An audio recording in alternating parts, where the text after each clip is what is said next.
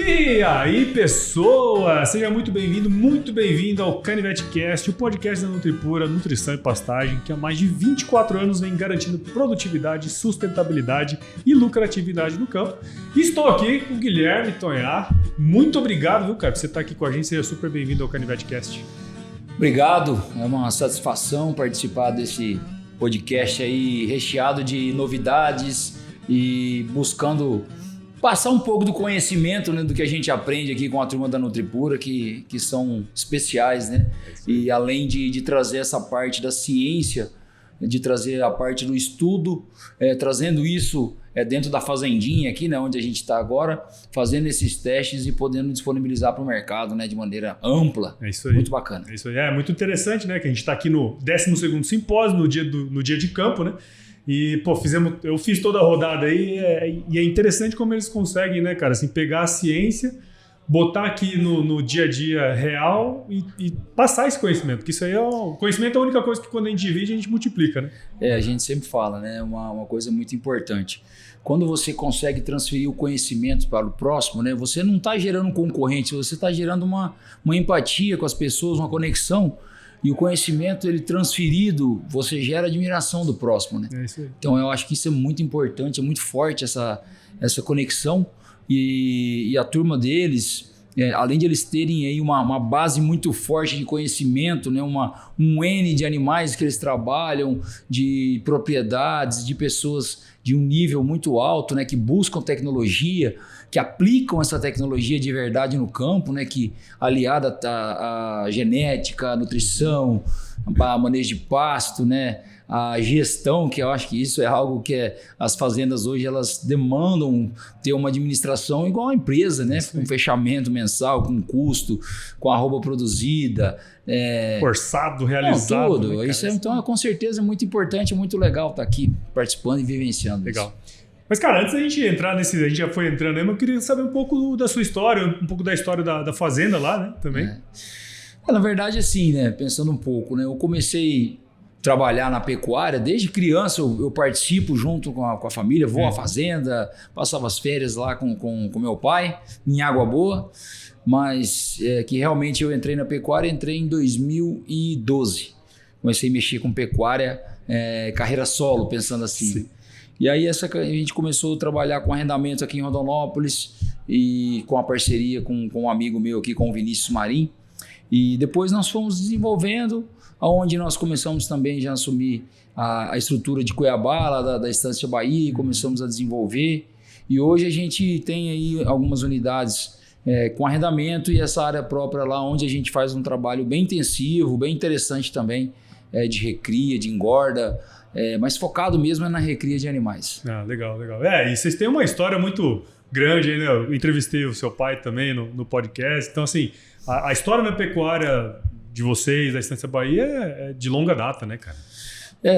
A Estância Bahia nasceu em 91, no município de Água Boa, né? Que você tem essa história onde meu pai explicou muito sobre a Estância Bahia. E com isso, mas o DNA do meu pai já veio da Bahia, né? O pai dele já mexia com pecuária na Bahia, né? Com fazendas menores, um desafio muito grande da seca, né? E eu acho que toda vez que a gente voltava na Bahia, quando pequeno, a gente via as dificuldades e meu pai sempre falava, tinha vários dizeres que era muito importante, né? Ele falava, a gente que mexe com pecuária, a gente vê a dificuldade que o seu avô passa na Bahia, então a gente sempre tem que ter um lema muito forte, quem tem comida ganha guerra. Então uma propriedade onde você consegue manter um nível de alimentação para os seus animais, que seja no pasto, que seja debaixo da lona, numa silagem, numa ração, é muito importante você ter essa estrutura, né? Porque a gente sabe que nós temos um período muito definido aqui de índice pluviométrico, né? Do tempo chuvoso e tempo seco aqui no Brasil, então isso são estações bem definidas.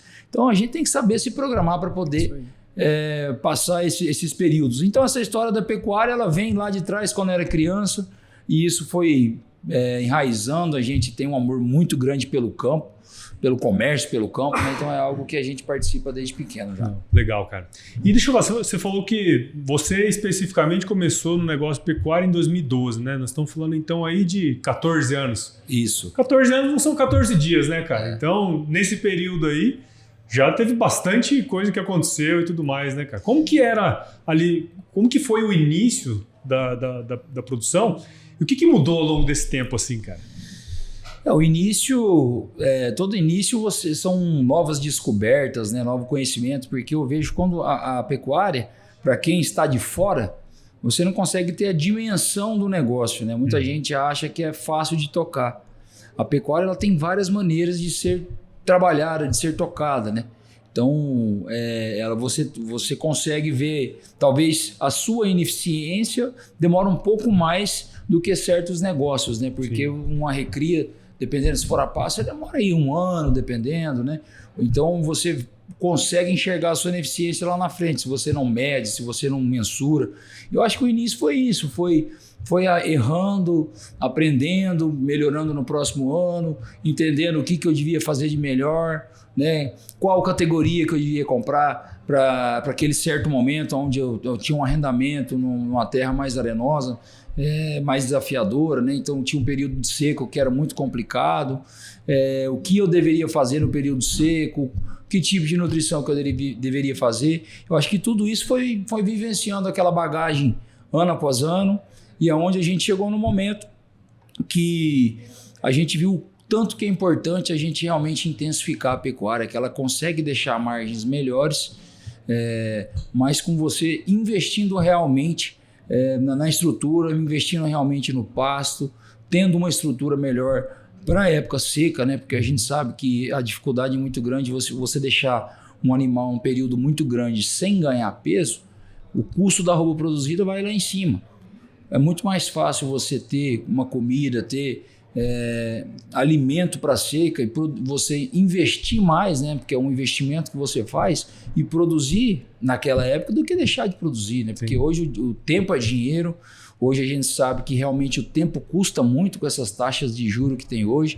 Então a gente tem todo o desafio. Eu vejo que lá atrás a gente tocava pecuária de uma maneira muito simples e a gente conseguiu ir entendendo e melhorando esse atendimento, melhorando a questão nutricional, que seja do pasto, que seja dos animais, e tudo isso foi muito gratificante em saber onde a gente conseguiu chegar hoje, né?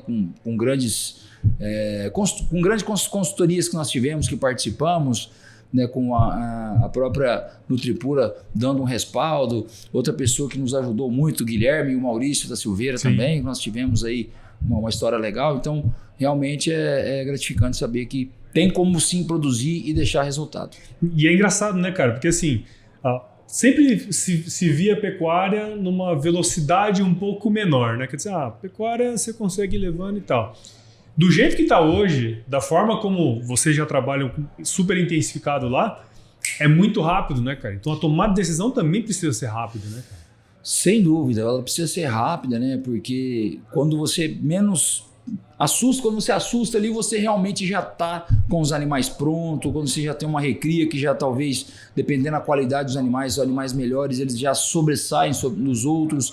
Então você tem uma agilidade muito grande, né? Então realmente é algo, quando você intensifica, você fica mais exposto, né? A gente tem que falar isso porque realmente é algo que você fica mais exposto, porque a velocidade do seu negócio muda.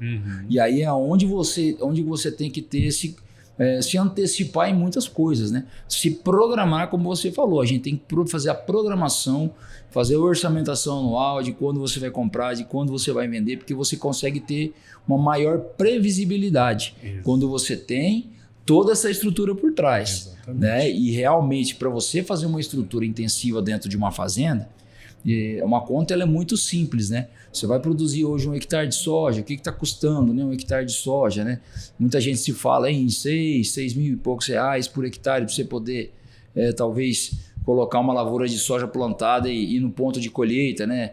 A gente pega hoje, por exemplo, se você for intensivar realmente uma pecuária, colocando 5 UA por hectare, 6, 7 UA por hectare, você pode, um custo disso aí só em animal, por exemplo, hoje com um bezerro aí de 15, 16 reais, se você colocar 10 bezerros por hectare numa época fazendo uma suplementação mais forte, a gente está falando em de 30 a 35 mil reais por hectare do produto, fora insumo, fora adubo, fora ração, fora cerca, fora mão de obra. Então, realmente, a pecuária, ela exige, a pecuária intensiva, ela exige muito do pecuarista. O investimento, ela realmente é um investimento alto. Exato. E você tem que estar muito estruturado para isso. Não, e é legal esse ponto, né? Porque assim, vocês têm a empresa, a Estância Bahia, e querendo ou não, a empresa, é uma empresa grande e tem já os seus processos muito bem definidos, né? Quanto que essa governança que já existia e já existe na empresa te ajudou também na fazenda, né? Porque a gente viu, passei aqui na penúltima estação, falou-se muito sobre dados, informação, se a gente tem informação e tal. Isso são coisas que uma empresa normal sempre tem, né? Mas na fazenda, às vezes, a gente deixa de lado, né, cara? Como que esse processo, até da Estância Bahia, ajudou também na fazenda? Assim? Ajuda muito. Eu acho que é uma virada de chave. A gente, lá atrás também, na Estância, nós não tínhamos uma governança, né? Vamos falar assim, um controle grande, né? Uhum. E ao longo do tempo, a gente foi sentindo a necessidade, né? E foi vendo que realmente, quando você consegue medir, acompanhar os números, cobrar da sua equipe, né? Cobrar dos seus líderes, né? Para poder gerenciar melhor seus liderados, para a gente poder ter um número mais, vamos falar assim, mais na mão, né? A gente começa a entender um pouco mais. Falar, o nosso ponto de equilíbrio é esse, a margem de contribuição é tanto. E tudo isso você vai conseguindo ter essa visão na pecuária, né? A pecuária realmente, ela hoje você tem que tocar dessa maneira, né? Buscando ter os números na mão, buscando o custo dos animais. E isso é uma coisa que a gente começou lá atrás, fazia, por exemplo, custo por grupos, né? Entrava um lote de animais, a gente fazia o custo do lote, né? Um custo médio do lote. Hoje a gente consegue, né, já fazer esse custo por animal. Uhum. Então chega lá, você tem 3, 4 lotes a passo, você consegue relotear esses animais, né, com brinco, com bottom, né? Então hoje o animal ele carrega o seu próprio custo, então Exato. Fica mais fácil para você fazer essa gestão na hora da comercialização, né? A gente consegue ter esse custo mais apurado, é mais fácil, né? Mas realmente é uma coisa que é um desafio muito grande. E essa gestão ela vem, né? Ela até você conseguir colocar a sua equipe da fazenda, né? Fala, gente, vamos realmente acompanhar isso de maneira bem ferrenha, no caso, de maneira olhando realmente os números. Com disciplina, né? Com disciplina, isso era a palavra que eu queria falar. Quando você consegue colocar isso, a turma entendendo e partilhando também o resultado, quando a gente consegue ter um resultado melhor com a equipe toda, aí o pessoal começa a entender. Rapaz, faz sentido a gente conseguir olhar, entender o que realmente está sobrando, qual é o resultado financeiro por animal, da fazenda, por hectareano, quantas arrobas, e a gente consegue falar isso com a nossa equipe, desde o tratador até o gerente, né, até o zootecnista que está junto com a gente, e aí as pessoas começam a entender a essência do negócio mesmo. Exato. Não, é super importante, né, cara? E a tecnologia cada vez mais ajudando nesse processo também, né? Porque a gente viu aqui, normalmente o produtor tem vários sistemas, né? Tem uma planilha aqui, um sistema ali e tal. E como a gente junta essas informações para tomar decisão, que eu acho que talvez seja o pulo do gato aí nos próximos anos, né? Com certeza. Na verdade, se a gente analisar, são várias informações. A gente tem que tratar da informação de uma maneira que cada um tem sua conta e a maneira que você trabalha, né? Tem pessoas que mexem mais com recria e já engorda seu animal, tem gente que tem o ciclo fechado, tem a pessoa que faz o trabalho da recria e já vende seus animais, cada um tem seu custo, né? Então isso é uma coisa muito importante da gente estar de olho, acompanhando e verificando e sem dúvida nenhuma para errar menos, né? Errar menos e quanto mais... Na verdade, eu falo que o sucesso de uma fazenda é uma sequência de acertos maiores do que os erros. Porque a gente acaba errando alguma outra vez, apanhando alguma coisa, mas se a gente acertar um pouquinho mais, né? 51% errar 49%, mas a gente consegue ter o resultado. A gente fala que pouco lucro não mata ninguém, né? Tem um amigo meu que falava assim, ele falou, lucro pequeno não quebra o homem, não quebra ninguém. É isso aí. E Guilherme, assim, a gente está agora num momento, assim, vivendo um momento interessante na pecuária, né? Só que a gente sabe que pecuária tem ciclos e tudo mais, e tem muita coisa acontecendo aí. E o que você está vendo, enxergando para a pecuária aí nos próximos anos, cara? A pecuária ela vive de ciclos, né? Como a gente sempre fala e acompanha, né? Desse tempo que eu vivo de pecuária e atividade principal é a Estância Bahia, né? Onde a gente trabalha. Você conhece bem a nossa família lá, nós trabalhamos em família e temos uma contribuição dentro do agronegócio, pensando nos leilões, né? Que é o principal foco nosso. A gente vê que os ciclos eles são muito claros, né? E a gente está vivendo agora um momento de maior escassez de animais. A gente vê que tem realmente uma falta de animais. Desde janeiro a gente vê a diminuição do abate de fêmeas, né? Diminuir um pouco as escalas estão curtas, né? E isso tudo reflete no preço dos animais, né? do boi gordo, e a gente tem visto realmente que está tendo essa falta e o mercado está subindo, né? Mas é uma coisa que a gente tem que tomar muito cuidado também, Paulo, porque a gente está vivendo um momento muito tenso no mundo, né? Com guerra, né? Com uma instabilidade política no Brasil, taxa de juro alta, e tudo isso reflete dentro do nosso negócio, né? A gente tem que ter muito cuidado, que a mesma velocidade que emociona, ela acaba matando também, né? Acaba ferindo. Verdade. Então, assim, o boi pode ser que suba mais, eu acredito que tenha mais uma beira para subir. Porém, a gente sabe que o nosso consumo interno, talvez ele não suporte preços tão caros de carne na gôndola, então a gente tem que ter um pouquinho de cuidado nisso aí, mas a gente crê realmente que está num ciclo de alta, né? O bezerro agora vai valorizar, isso tudo vai puxando o preço da cadeia, o bezerro valorizando, ajuda o pecuarista que tem um boi gordo a segurar um pouco mais também, a conseguir preços melhores no frigorífico, e a cadeia vai podendo ter esse trabalho, né? A gente acompanha hoje o boi do Brasil, ele é o mais barato do mundo, né? Está mais barato que o do Paraguai, que sempre foi o mais barato do mundo. Então a gente tem uma margem para subir mais um pouco, né? Em dólar, né? Pensando em dólar. Sim. Semana retrasada eu estava nos Estados Unidos e lá eles estão vendendo boi de 125 a 130 dólares, né? Então realmente é uma discrepância grande, né? Quando a gente compara com o nosso boi aqui no Brasil. Exatamente. E cara, o principal tema desse simpósio é a carne do futuro, né? A gente inclusive estou aqui com a camiseta da Carne do Futuro é Animal, né, cara? Para você, o que define a carne do futuro, cara? Eu acho que a carne do futuro, se a gente pensar muito bem, nós temos um potencial muito grande no Brasil ainda de a gente produzir, de aumentar o nosso desfrute, de ter uma produção mais forte. A nossa genética Nelore, que é o principal berço hoje, com mais de 80% do rebanho nacional, vem melhorando. A gente vai ter condição de aumentar o desfrute, de aumentar a carcaça por animal abatido, né? Que isso já melhorou demais, né? Se a gente analisar, há 20 anos atrás, 20 e poucos anos atrás, um bezerro bom era 180, 190 quilos, hoje um bezerro bom desmama com 270, 260 quilos, com tranquilidade, com genética aliada à nutrição, né? Que é o passo que seja um CRIP. Então eu acho que a genética a carne do futuro realmente, eu espero muito a gente poder ter esse nível de intensificação da pecuária, com nutrição, com genética melhorando, e a gente conseguindo abastecer um maior número de pessoas, ao invés de abastecer 25, um prato, uma carne a cada 4 pessoas brasileira, né, que é consumida no mundo, né, a grosso modo, né?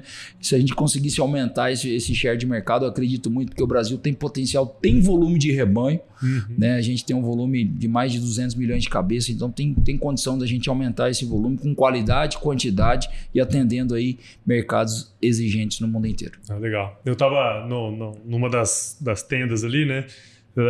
Até a forma de comunicar acho que é interessante, né?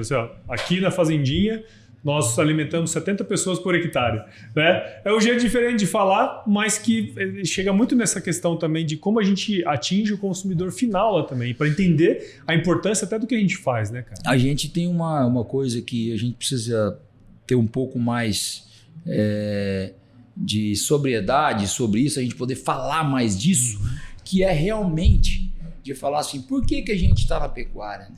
A gente tem que pensar realmente no produto final, que é o quê? É a carne no prato do consumidor, que seja aqui no Brasil, que seja fora. Então a gente tem que pensar em produzir uma carne de maior qualidade. A gente que está em todas as pontas lá, a gente que está na venda, na Estância Bahia, nós como produtores rurais também, né? Como criadores de gado, né? Que nós temos esse perfil e amamos muito o que fazemos. Então a gente tem que ter isso como uma linha de visão, de produzir uma carne melhor, mais sustentável, mais barato possível, para a gente conseguir deixar margem, para a gente agregar valor no nosso negócio, como agregar valor na cadeia da carne. Exato. Que o nosso principal foco tem que ser alimentar, produzir uma carne de qualidade para a gente poder abastecer os principais mercados do mundo. Maravilha. Bom, Guilherme, obrigado, viu, cara? Eu sei que tá na correria aí, a gente lacei você ali no meio da turma, cara. Obrigado por você ter participado aqui com a gente, dedicado um tempinho pra gente. E parabéns aí pelo seu trabalho, toda essa trajetória aí. Cara. Obrigado, é sempre bom estar aqui com você. A gente tem uma admiração, um carinho grande aí, já tivemos algumas vezes juntos. E conta com a gente aí, falar de pecuária, falar de boi, para nós é um motivo de muito orgulho, a gente gosta muito, nós amamos muito o que a gente faz, isso é importante, né? Você tem que fazer o que gosta. Com certeza, com certeza. E para quem quiser acompanhar o seu trabalho, como é que a gente pode fazer, cara? A gente está nas redes sociais, tem a @Estância Bahia Oficial, eb.leilões, e tem o meu Instagram também, @Guilherme Tonhá, tudo junto. Muito bom, muito bom. E para você que ouviu, está assistindo esse episódio aqui até agora, tenho certeza que você viu o valor nessa conversa que eu tive com o Guilherme aqui. Então considere compartilhar esse episódio com alguém que vai se beneficiar desse conteúdo. O CanivetCast, ele cresce na medida que você participa com a gente do processo. Então siga o CanivetCast em todos os agregadores de podcast, também no nosso canal do YouTube, tanto do AgroResenha como do Nutripura também.